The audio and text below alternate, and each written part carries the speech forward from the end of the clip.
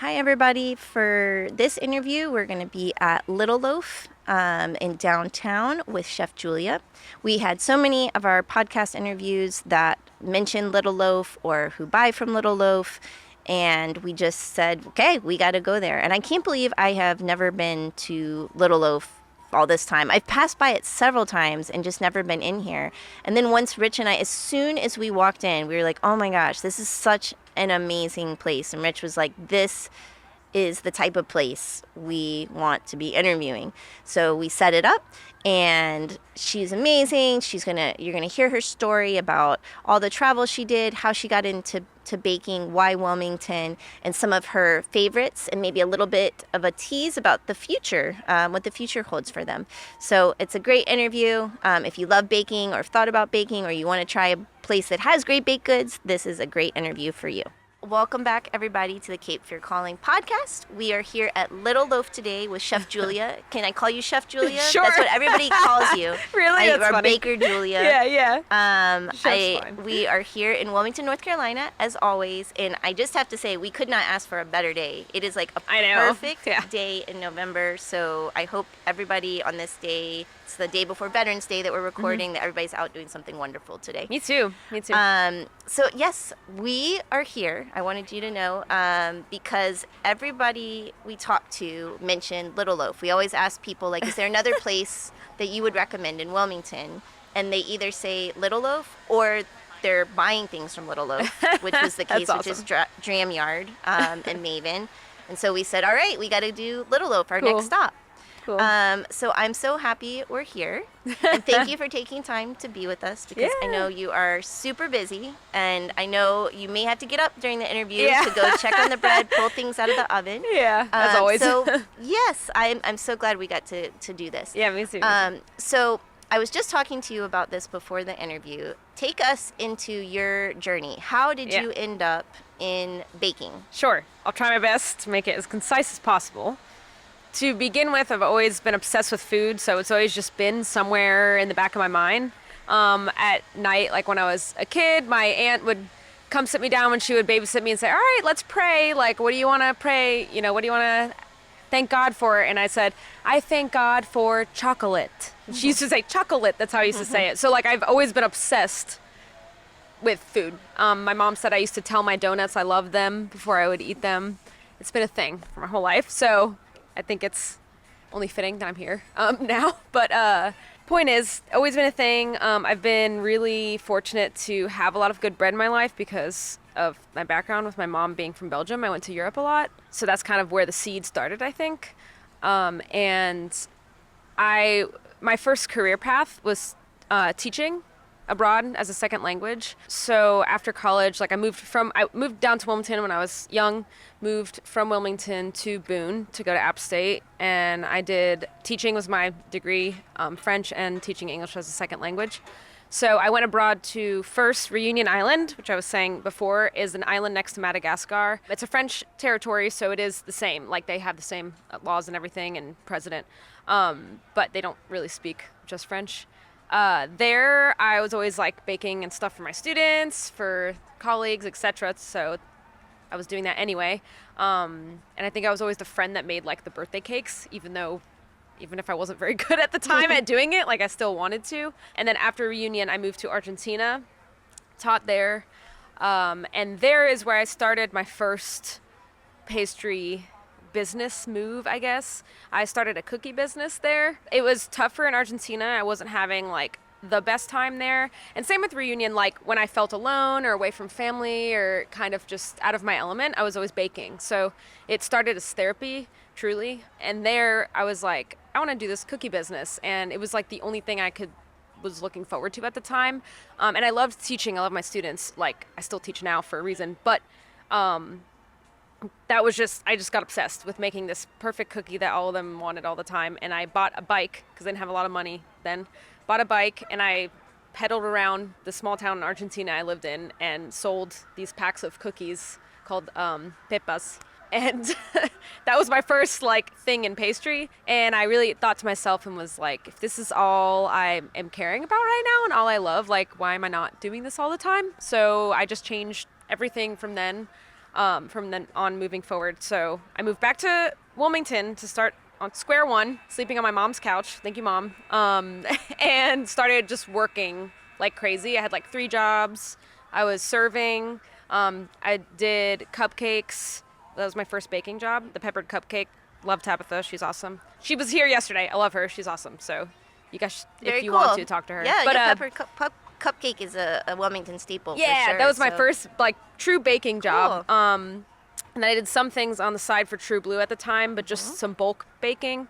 But I was serving there, and then I was working on a farm called Shelton Herb Farm. That's in like right outside of Leland, or in Leland really. Saved up all the money I could, did this intensive pastry program in Canada, and it was more just kind of selfish. I just wanted to do it and be nerdy and whatever, take classes. But truly, it wasn't just that. It was mostly the experience of being on the field that got me where I was, I would say. But there, bread was introduced to me because in Vancouver, there's a lot of good bread. And whenever I did my stages, which is like when you go volunteer, basically you go to a restaurant or a bakery and you try it out. Whenever I was doing that, I was choosing bread places. So I got really obsessed, and sourdough being, kind of the root of it all. That happened there. Moved back, worked at a few other places, baked, did a lot of baking for True Blue, did baking for Love Lydia's when she was open, whatever. I just baked a lot. I went to France, did some stuff there, and in between all of it, COVID, pandemic, I was unemployed at my house in 2020 in my apartment, and I was like, well, now I have time to do bread just like everybody else at the time, I guess, was becoming obsessed with sourdough. But I was like, I'm just going to perfect this stuff. And I was already kind of doing it anyway at other businesses. And I found that the demand was really high by accident. I made like a pastry account, like on Instagram, just for fun. I was like, I bet my personal people on my personal account are sick of me posting food all the time. Like, that's all I post, so I might as well just make a food thing. And I did, and on that one, I posted on my story, would anyone be interested in buying bread? Like, I'm making a lot. And I kept giving it to my neighbors. My friends would come. Finally, I had one friend. I always remember them. I have it still. My first friend ever just handed me a $10 bill and was like, just keep it. Like, seriously, stop. Like, you need to, this is, like, well worth it. You need to be selling it. So I took that and was like, that's crazy. And then posted that, and I was booked out, like, weeks and weeks in advance. And I was baking in a tiny oven. It was as small as an oven that's in a sailboat, actually. It's not even like a standard size oven because the apartment was compact downtown. And that's where the business started, truly. So it was kind of just under wraps. And then I went full-time with True Blue at the time. And we just had an agreement that after a certain time, like, I wanted to be on my own and do my own thing. So I still, I didn't quit my day job. People say that, don't quit your day job if you're opening a business. So I did that for a year and a half. And officially became a business in 2021, like January, and then started doing markets. So farmers markets. Okay. Yep. And at the time was using like the facilities at True Blue at night, working there by day, doing that at night. And that's where it started. I don't know. And then from then on, it was markets to here. Yes. A lot of other things in between, but Yeah. Well, I think the most interesting is the shift from doing what you're doing into farmers markets.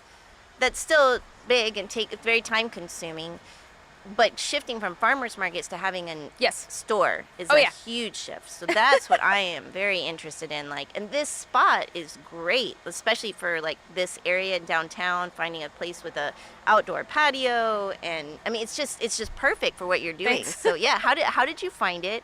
And how were you able to take the leap to move into a space like this? Like a brick and mortar. This was a find when everything was for sale and when the market was favorable.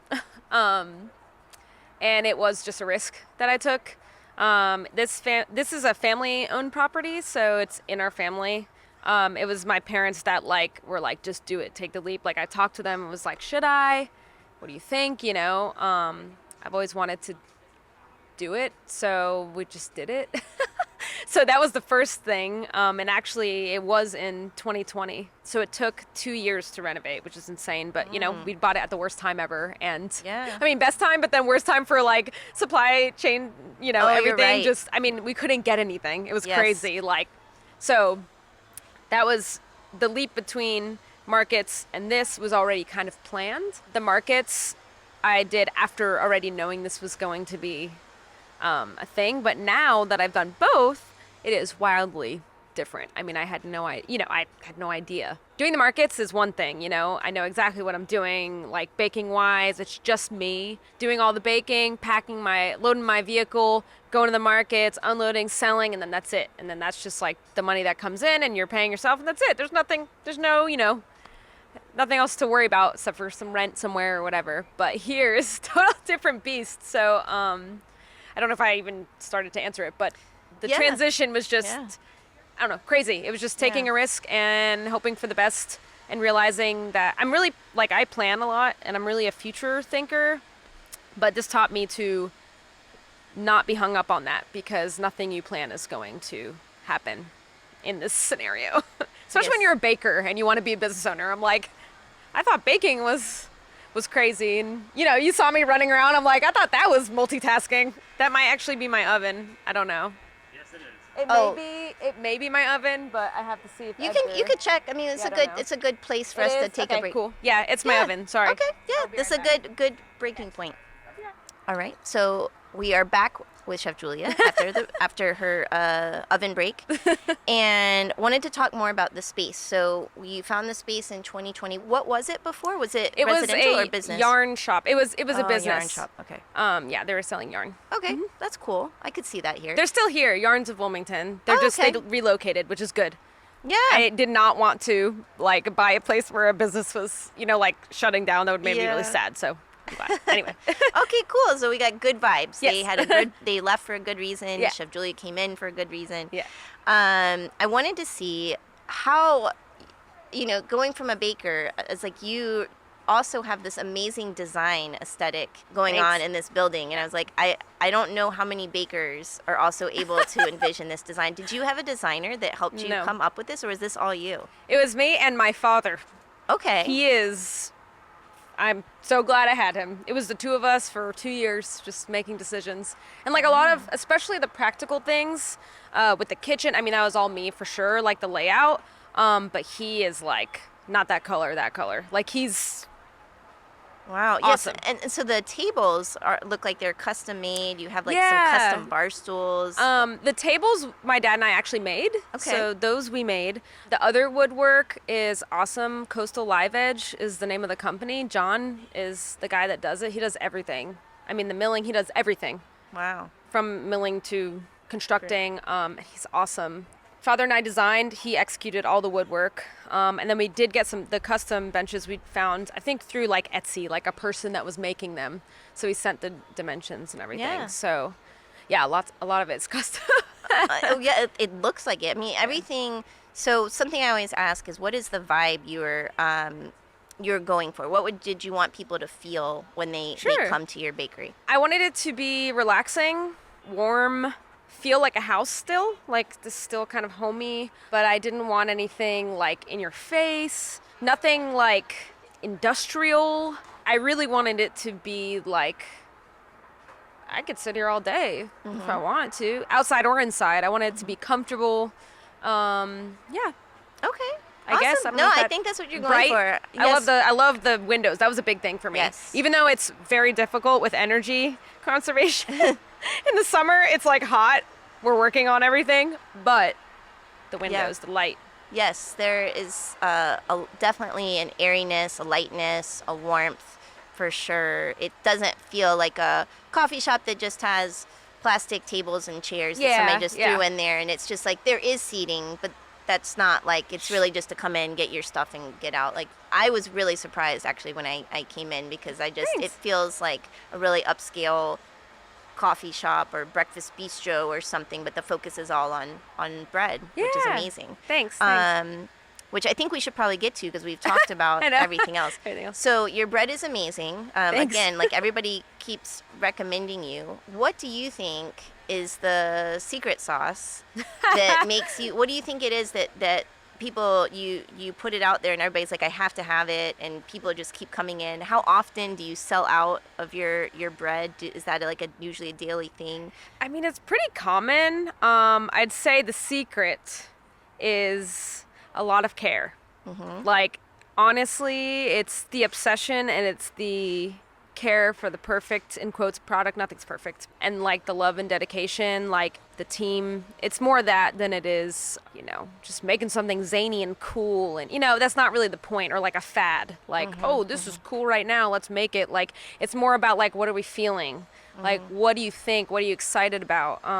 And like, what do you want to share with people? So it's mostly that I just wanted everybody to have it, because I'm like, this is too good. And not saying it because I'm making it's so good. That's not what I mean. I just mean like all of us make it. So it's not really just me anymore. So that's the secret, I would say, just like love and care and quality. Like, it's very good. And we take our time. It takes 3 days to make the bread, and that's hundreds of loaves. So think about that. It's like just time and love and care. So that's secret. And then selling out is common. Obviously, there's slower periods of time in the year, but we try to adjust based on that. But selling out is the goal. Right. We certainly don't want to waste anything. And then we do porch bread, if anything. And that always gets taken up. I don't know if you know about porch bread. Porch bread? Porch bread's just, if we have day olds, we'll try and sell them half off that day. But then if we have left over, we just put it on the porch and we say, like, donations are great, but take it for free if you want to. They're on the porch. And we just say porch bread, and people know what to do. Nice. And they'll pull up and get some. And cool. Yeah, so it never gets wasted, at least. I'm like very happy about that, and to say that. That's great. Yeah. Okay, so what are some of your favorites? Whew, that's tough. This changes. Yeah. So maybe what are your favorites right now? Like, I love all my children's, what I say. Like, I really do, and they've been periods of time. They all mean a lot to me. Right now, I'll say this. I'm working on a Russian pumpernickel that's like in the oven right now. That's what I had to get up for, that I'm like super excited for. It has like a all rye starter, which is quite interesting, but it's soft, a little bit sweet, a little bit of molasses, and it's got caraway and coriander in it. So it's very like specific. I don't know. I love that one because it takes a while. The milk bread's really cool too. The Japanese style milk bread, that's our longest ferment. It takes like 4 days to make. It feels really smooth, and just, it's like the best white bread you'll ever have if you get that. And I don't know, it's so hard. Those are ones. And I love doing the baguettes too, the French style baguettes, because they are not predictable. They are so difficult. You really have to be there. Like, it's almost like no one can touch. You can't touch it unless you know what's going on. Like, it's crazy. I don't understand. That's why French people are so good at it. I'm like, we have all these formulas. We're very scientific. We do math every day to determine the temperature of the dough, what we want it to be, what the water should be. And still, with the French baguettes, it's all about intuition a lot of the time. So, love that one too, because it's challenging. Okay, awesome. So, speaking about how difficult it is to fix some of these things, sure. When did you decide you wanted to teach other people? And where did that come from? Was that somebody said, hey, teach me, I want to learn how to do this? It's funny. I wanted to teach in general because I actually was teaching a little bit at the Seasoned Gourmet. I don't know if you know where that is. I think I do. I did. They do classes in the back of the shop. Okay. It's like a 2-story building out there? Yes. Okay, yep. They're at the bottom of, like, it's like Johnny Luke's, I think is what it is right there. I was teaching there as another side thing. I did so many little jobs. And that one was awesome. I was teaching kids a lot, which was cool. And then I did like some adult classes with bread and everything. And finally, during the pandemic, I was like, I could do this more. So I held some private classes, and I went to people's houses, and I did sourdough because everybody was really wanting to understand it. And that's my most popular class still.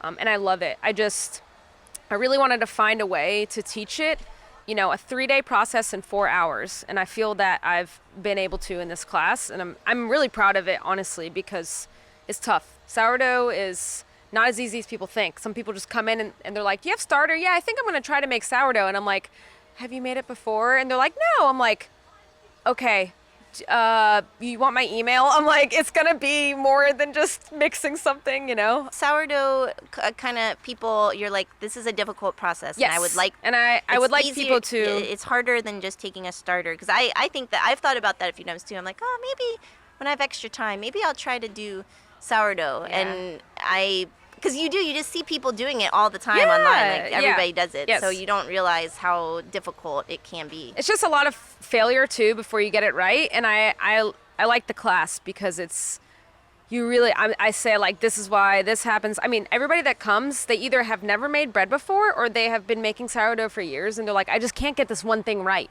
And then by the end, everybody's grateful. Everybody has variety of questions. It's just so cool. And the recipe I give to people is the one we use here. Like it's not even about a recipe. It's like about sharing it. So I think teaching is sharing, and it teaches me. Like when you get questions asked of you and like you don't know how to answer, that's the best. You're like, I don't actually know if I can answer that confidently. Like I'm gonna test some things, you know? Then you get to be nerdy and it's fun. Yeah, that's great. Do you feel like teaching helps you to further hone your craft? Yeah, absolutely. Yeah. It's because like I can catch myself what I'm saying to people and it keeps me on my toes and it's great. I think teaching's like one of the best ways of educating yourself, like is teaching because you have to, you know, you have to answer questions and be on it. So yeah. What are some crowd favorites for your bread? That's or good pastries.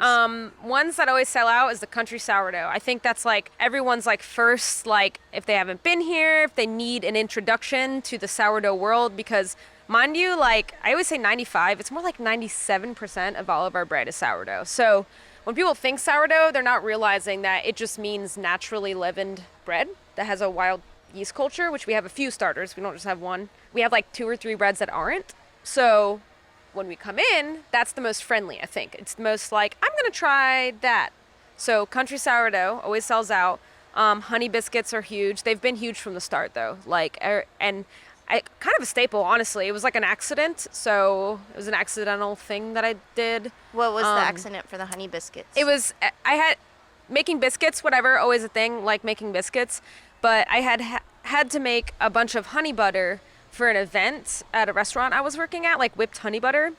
And someone, I don't know who, like a cook or something, just moved it on top of the oven and all of it melted. And I was making biscuits. And I was like, oh man. And I was like, I can't re-whip that. I mean, there's no way of saving this, whatever. And I had some like scraps and stuff for staff. And so we were dipping it and I was like, this is so good. I don't ever want a biscuit any other way. So then that's it. So now I pour hot honey butter on top of the biscuits every time, and it makes the nice glaze. It stays. It's sweet and savory. You can eat it with things, without. So that's a staple. Croissants have become a big one.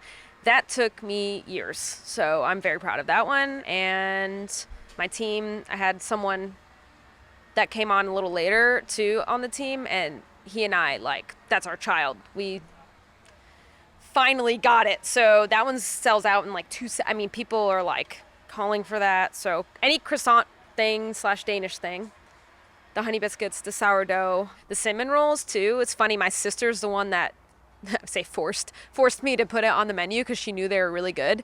And I'm like such a stickler about cinnamon rolls. I'm like, they're never good when you get them. People always sell them like days after they're baked. They should be sold the day they're baked.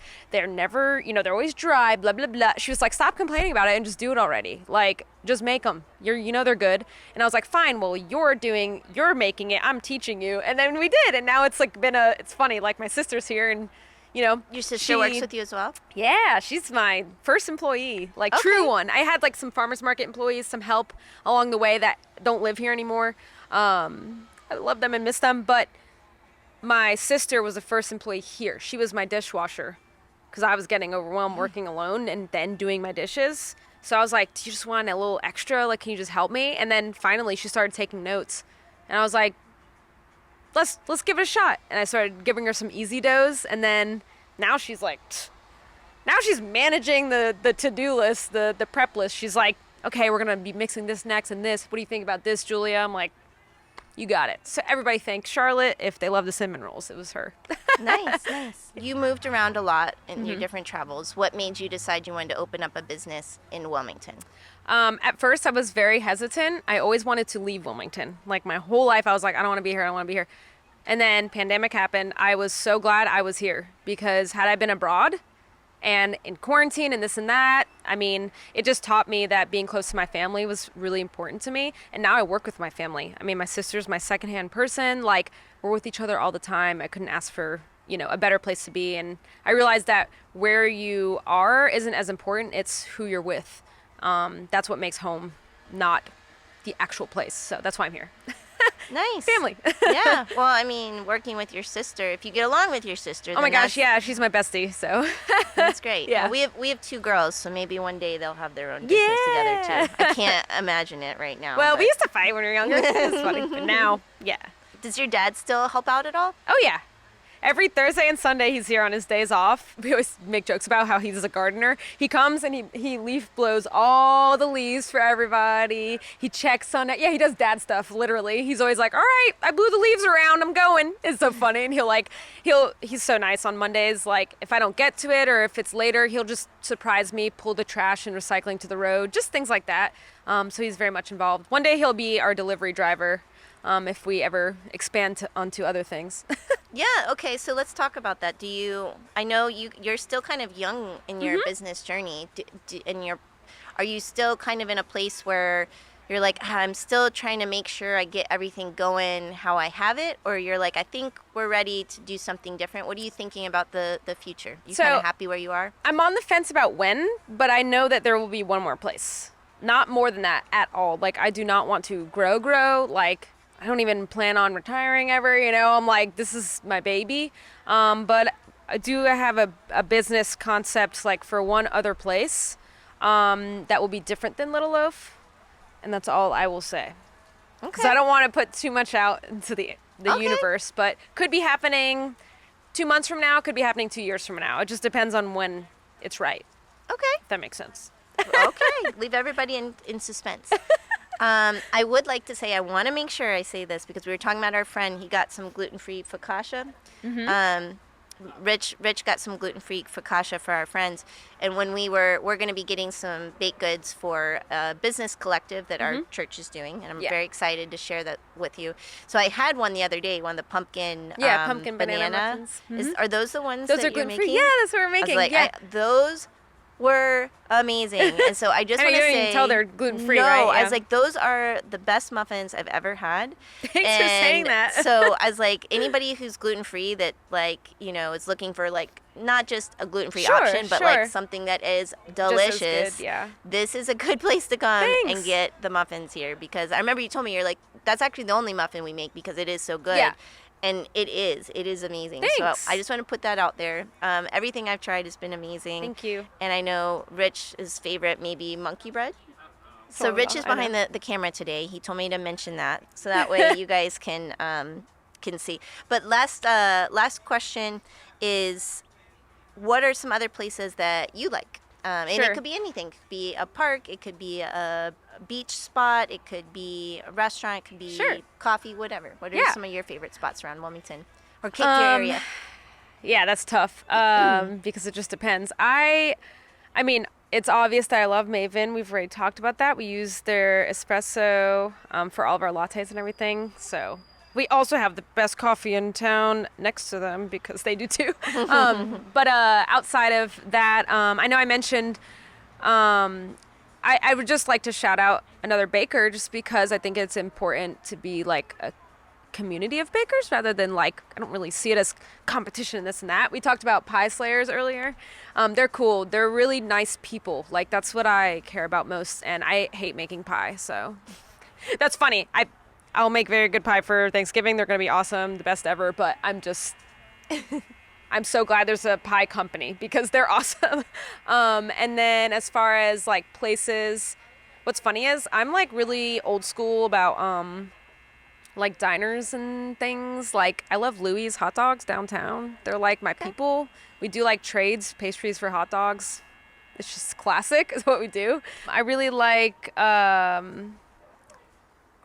Savore's as far as I've never had a bad meal there.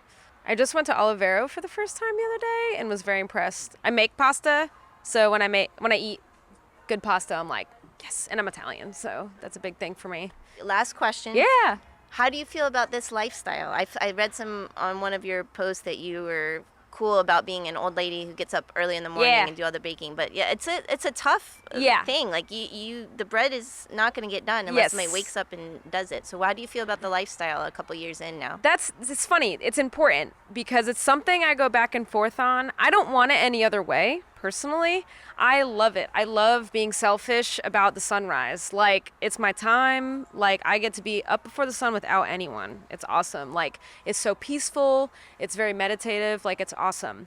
But someone wants to have dinner with me, 6, 7 p.m. I'm like, I'll try. And like, the things that suffer are definitely like my social relationships that can be tough. So yes, I wouldn't have it any other way, but it is very difficult to be like a normal human with people and like, let's go to a concert. I'm like, oh my gosh, I'm gonna die. And though I love live music, it's like, can I make it? So things like that, sure. It suffers in like having dinner with people, doing things socially after work, etc., because truly I have to be in bed by like 7. That's early for normal people, but I wouldn't have it any other way.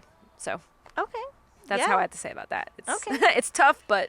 Well, I have to tell you, my friend, her dream is to... Well, it was. I'm going to ask her. She's coming... Her parents still live in Figure 8, and so she comes out here every so often. But she always wanted to have a bakery, and I wanted to give her a shout-out because I always think of her when I think of business owners. Her last name is Hood. Okay, cool. And she said, I'm going to have a bakery someday, and because she used to work on one growing up. And she said, it's going to be called Neighborhood's Bakery. Ah, that's cool. And I was that's so good. Yeah, that's it's so like good. Maybe she'll come back around this town or wherever she is, and she can she'll talk to me start us sometime. anytime if she wants to. Yeah, I'll pick my let her brain, know. whatever. I had to do that with a few people before I opened, which, Marissa from Casablanca, we talked before I ever opened. Catherine from Modern Legend, she owns that business down. I was just thinking of other people. Anyway, they're awesome, and they talked to me before I ever opened. I was like, should I do this? I'm scared, and they were great. So. Okay, awesome. Yeah. So you had some good mentors before you. Yeah, I was like, can you sit down and talk to me about this? I'm freaking out because they're around my age, they're women, whatever, and I was just like, what did you do? So. Yeah, that's great. No, she's like a literal astrophysicist that works for NASA for a period of time. That's so cool. But, it's all numbers. No, and so I know. I think that's why she likes baking. If you're sciencey, mathy, whatever, baking, usually nerdy, some sort, introverted, whatever, those types of people. It's like we're all the same. It's kind of freaky. But yeah. Thank you for being here. I know you've got bread to pull out of the oven. Yes. It's an exciting day in Wilmington, and I've learned so much, and we will be back so many times. Cool. And I'm sure we're going to have more people that are still going to mention you when we do our other interviews. So if you guys are watching and you have not checked out Little Loaf yet, you have to. There's something different every day too. So if you come on different days, come on a Friday one time, come on a Saturday, come on a Thursday, come on a Sunday, and try the different things that she has. Most of it's online too. And in case you anyone can order knows. online. And you can order online. You can so see it, yeah. I appreciate you taking time with us, and have a good rest of your weekend. Thank you. And for all our viewers, we'll be back with you guys soon. Thank you. I appreciate it. Thanks.